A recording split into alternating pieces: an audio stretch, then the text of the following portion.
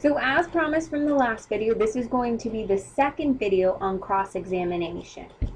Now, one thing that I typically have students ask me is, where can I come up with ideas for questions? And one of the things is obviously you want to listen to what your opponent is saying, but the other thing is if you want to come up with pre-prepared questions, especially if you're a little bit uncomfortable coming into the debate, what you can do is go back to the 4 questions. Now remember, the 4 questions are logical, illogical, pragmatics, different points of view, broadening out the argument. Yeah, you're not done with those yet. So the way in which you can use them is obviously they can be really helpful in kind of giving you ideas for points that work for your case, but they also can be helpful in coming up with weaknesses in your opponent's case, and that's also really great.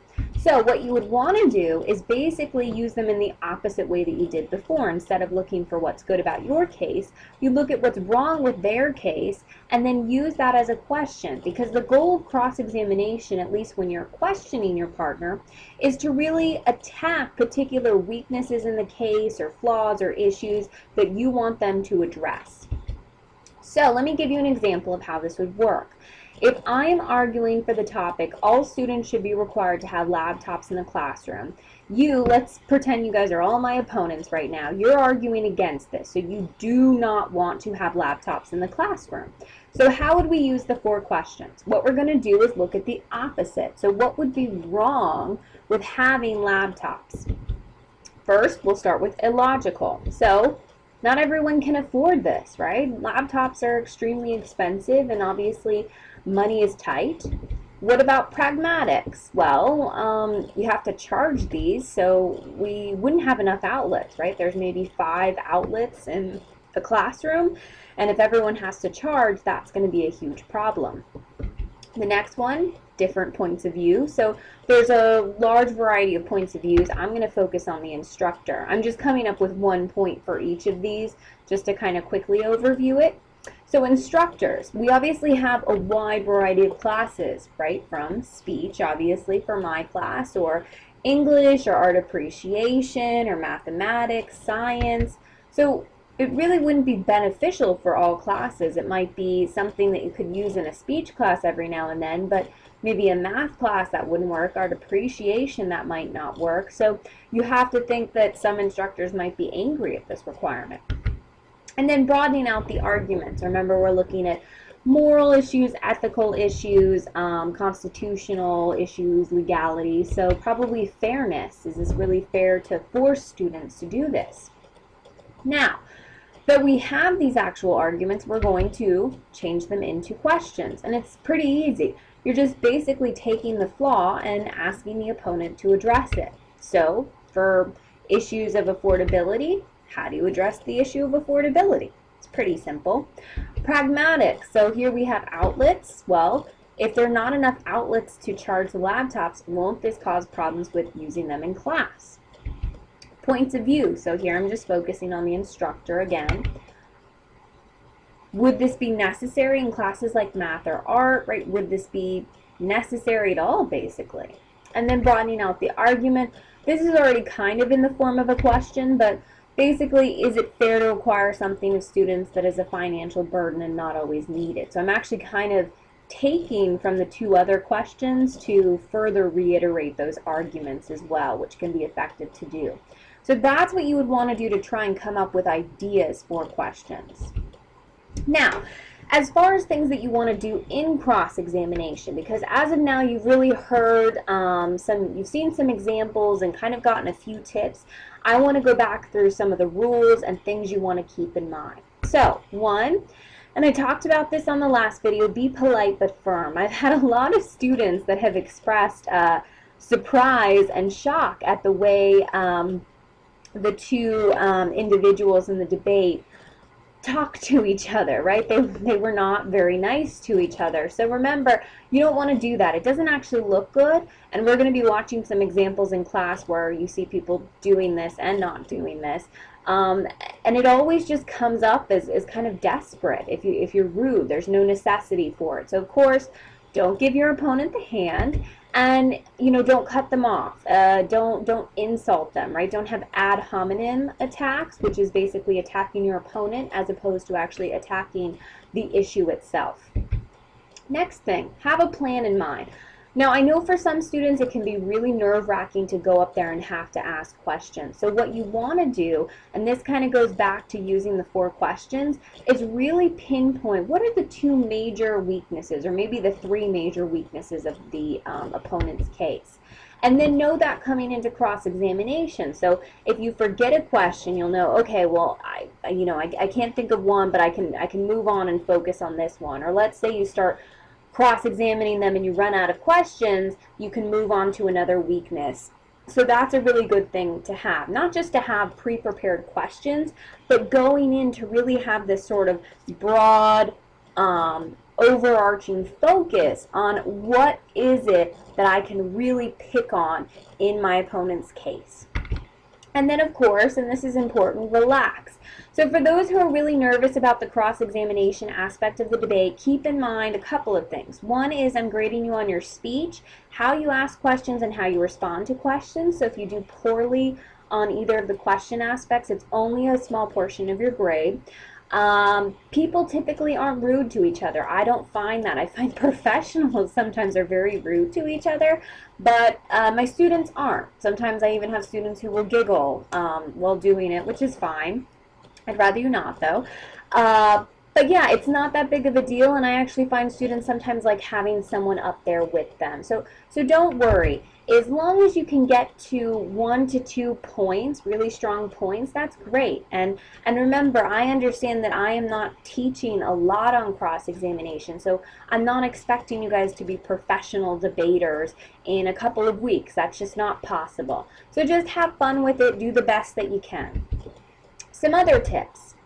Ask short questions designed to get short answers. So as you saw in the last video, when you use long-winded questions that take a long time to ask, you're going to run out of time, and then that's time that you can't point out more weaknesses. So be very concise with the construction of your questions. Another thing, avoid open-ended questions that start with, how do you feel, don't you think? I can't tell you how many times students start questions with this. And you might be thinking, well, what's wrong with those? Well, they're basically opinionated questions. So let's say, for instance, going back to the laptop issue. So if you are arguing against me and you're trying to say we shouldn't require laptops, you would say, well, don't you think that laptops might be a burden? Or how do you feel about, students having to carry heavy books and laptops? Well, I'm arguing against you. So if you ask me how do I feel about something, I would say, well, yes, maybe they might be heavy, but, students could use online books, which would actually be beneficial since they have the laptop with them. So that would deal with the weight issue. Or, it's a lot to lug around and to ask of students. Well, in fact, schools more and more are moving to technology.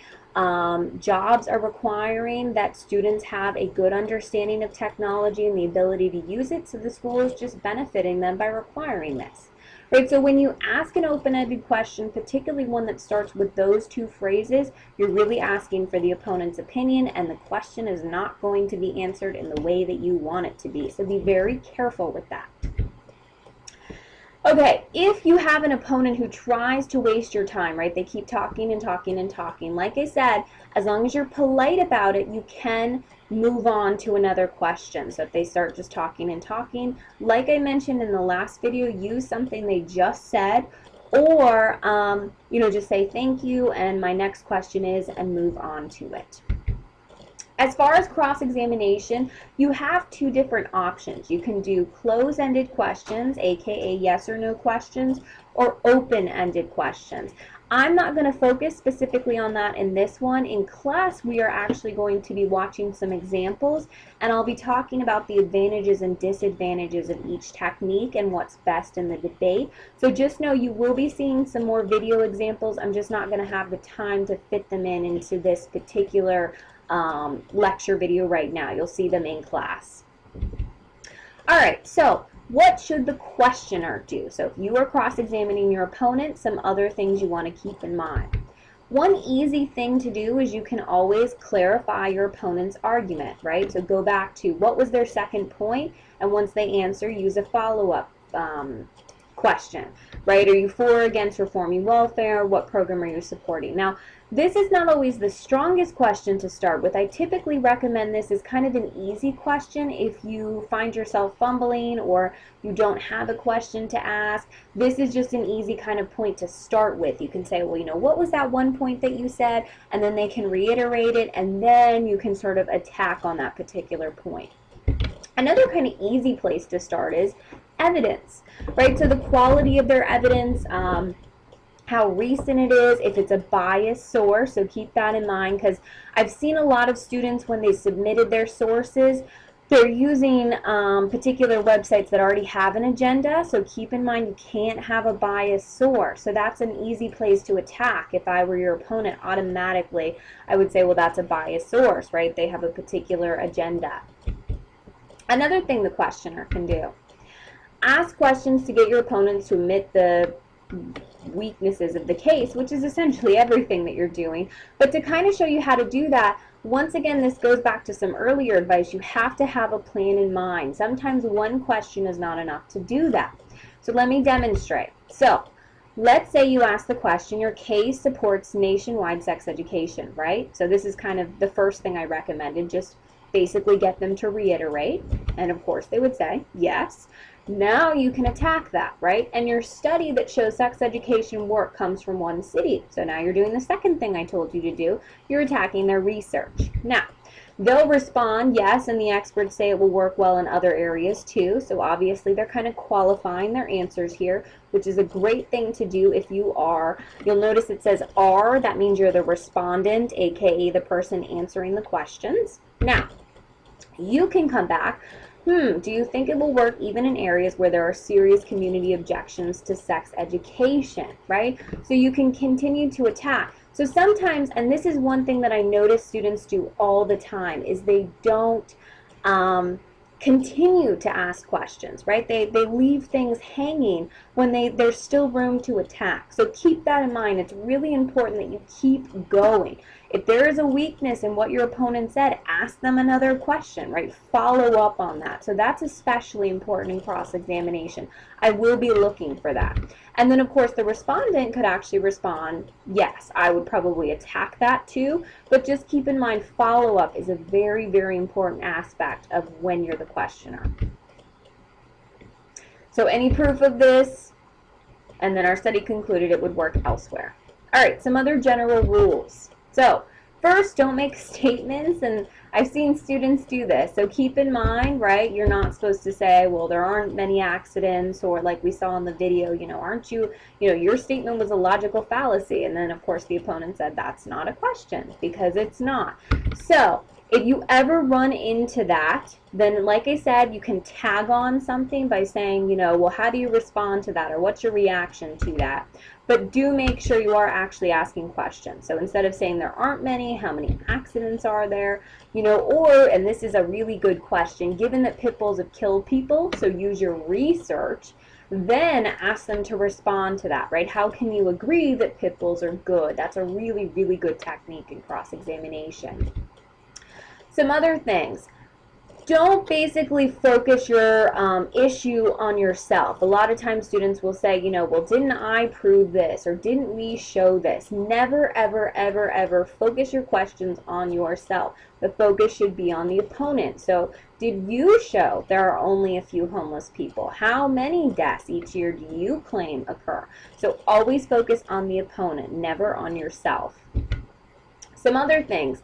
Don't let the respondent, aka the person who's answering the questions, question you back. And this might seem really silly, but I've seen it happen before. So you ask a question about the United States attacking China, and then they answer with a question. Now remember, this is not Jeopardy, so answers should not be questions.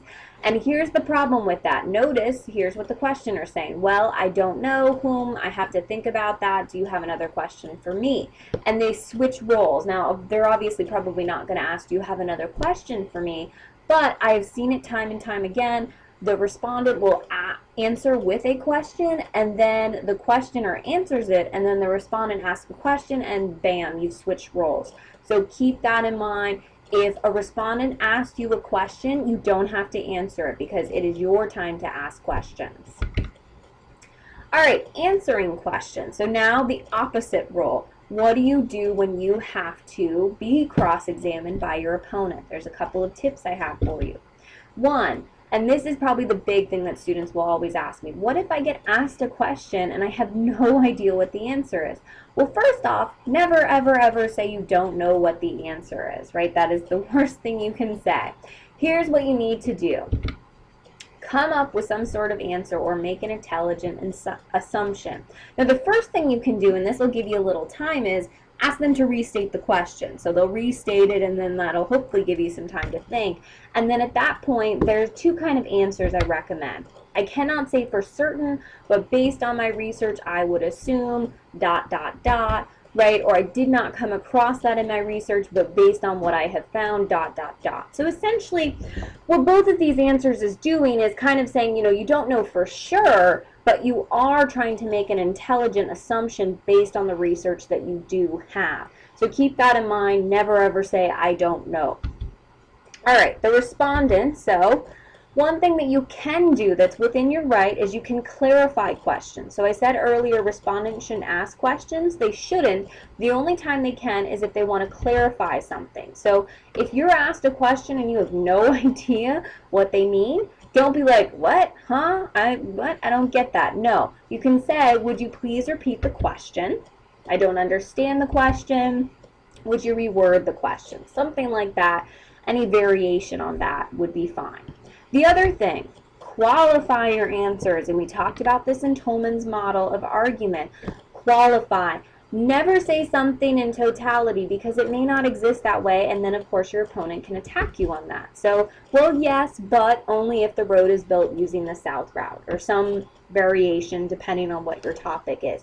So those are two things to keep in mind. You can clarify questions and you want to qualify your answers. Okay. Retort questions that attack your argument. So how do you do this? This is another kind of big role that the respondent has. So let me give you an example. Your case discusses a threat to cut off ties with the Mexican police. So that's the question you have now been asked. As the respondent, you can say, that's right, until the drug traffic is cleared up, no ties with the Mexican police. So notice you are adding to that answer, and that's important to do. You don't want to just say yes or no if you have the option to add more. Okay, won't that sour U.S.-Mexican relations? No, and then add to it, right? It will make the relations better by clarifying, resolving the drug trafficking issue. So one thing is kind of from the response you can see, this person knew this was going to come up and they already had an idea of how to respond to it. So just like I told the questioner, you want to know what the big weaknesses in your opponent's case are. As the person arguing for the case, you need to know the weaknesses of your own case. You need to have a good idea of what you're going to be attacked on so that you know how to respond to it. So understanding both sides of the debate is tantamount to doing really well in this. Okay, so that is basically for the cross-examination. I'm now going to segue into talking about the outline. So as far as how it's going to work, I've briefly touched on this, but the introduction is going to be the same. So attention getter, thesis, preview, value step, all that sort of stuff, that's still there. The introduction has not changed. What has changed is the body of the speech. And of course, Tolman's is still going to be present. Claim, data, warrant. Now some students cringe when I say this. The thing is, you don't have to read like claim, da-da-da-da-da, data, da-da-da-da, warrant. No, you can just read it through. Some students will even maybe just focus on reading their data and their warrant. That's perfectly fine. But I do need to see the fully fleshed out argument of claim, data, warrant. I'm going to show you an example of what that looks like in a second. So just hold tight. Conclusion. That's also the same. Refer back to your thesis, kind of end dramatically. That's really all you need to do. The other thing to keep in mind. So 7 sources, like I mentioned in the beginning, and they must be cited in the outline. This was one thing I noticed in the persuasive speech, that students would have all these sources in the work cited, and I never heard any of them in the outline. And so you have to cite them so I know where your information is coming from, because you could have just as easily come up with all these points in your persuasive speech and then really quickly Googled some sources, put them in the works cited, but they don't have anything to do with what you just said. So keep in mind, if you do not cite them in the outline so that I know this argument is coming from this source, I'm not going to give you credit for having that source. So please, please, please do that. Next thing, transitions between your points. So each claim data warrant is basically going to count as 1 point. You want to transition between those. Another thing, non-factual material. So these speeches, unfortunately, can sometimes get a little bit boring, right, because they're so factually dense. So it's really important to consider what we talked about in the informative speech of using the non-factual sources of visuals. So if you want to use a PowerPoint, you want to bring in a video, you want to use pictures, you want to pass something out. If you want to use narratives to really add in pathos to this speech, or you want to use examples to clarify what you're talking about, or testimony to use quotes. And then the other thing too, engaging the audience. So you still want to do some of these things that we've done in past speeches. So if you can ask a question or do an activity, involve the audience in any way, that's particularly important. And then of course rhetorical style, if you could add in maybe a metaphor or a nephra or epistrophe, all those things I will be looking for. So here's an example outline. This is actually on the NSA spine on individuals. I am not going to be emailing you this specific outline. I'm going to be sending you a different one, since I know there are a few students doing this topic. But just to kind of go through it, because I really like this example. Attention getter. So he's asking you a few different questions. If you turn off your privacy settings, etc., just to kind of get them introduced into the topic. He has a thesis statement. They should be required to obtain a warrant. Value step to connect the audience. Ethos to make him credible, and then a preview of what he'll be talking about. So remember, introduction does not change, still going to look the same. Body. So like I said, claim, data, and then warrant. I don't know why there's a huge space there.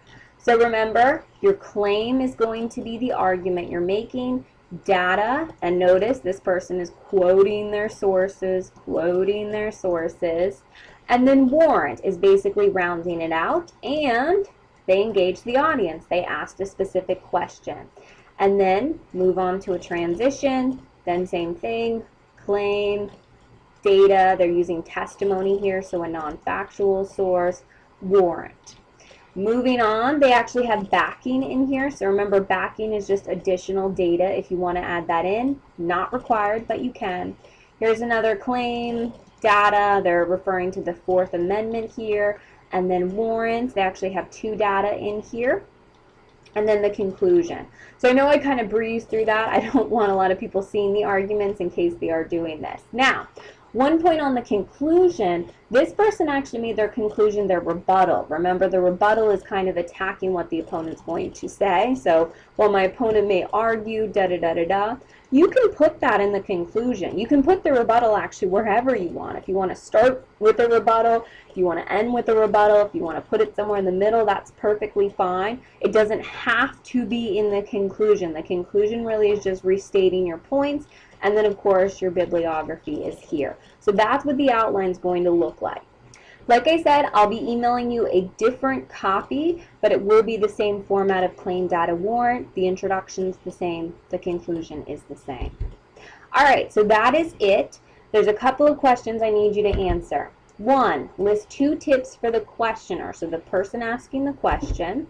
List 1 tip for the respondent, aka the person answering the question. 3, and this is probably the most important part of homework. If you don't have this, I won't give you credit for it. Come up with 3 arguments for your formal debate topic. And some people still aren't understanding what your formal debate topic is. That's the speed dating topic, you know, the important topic, the one that I didn't give you that's like school-based. Remember, has to be claim, reason for your argument, data, you need a source, and notice because I'm asking for 3, you're going to need to add an additional source to the other 2 you had to bring in last time, and warrant, claim plus data, and adding to the argument. Some people say, well, I just feel like I'm repeating myself in the warrant. You should be adding additional information to your argument. And of course, if you're having trouble with that, feel free to email me. And then the last thing, bring in your practice debate arguments. This is what we finished in the last homework. So bring those in, you need those. That's actually going to function as your speech. So keep these 4 things in mind. 2 tips for the questioner, 1 tip for the respondent. Create 3 arguments, and each argument has to be claim data warrant. So that's 3 claims, 3 data, 3 warrant, and bring in your practice debate arguments. Those are also in claim data warrant. If you didn't finish that in the homework, you need to do so before you come to class. All right, that's it, and I will see you for the practice debates and more discussion on cross-examination next class.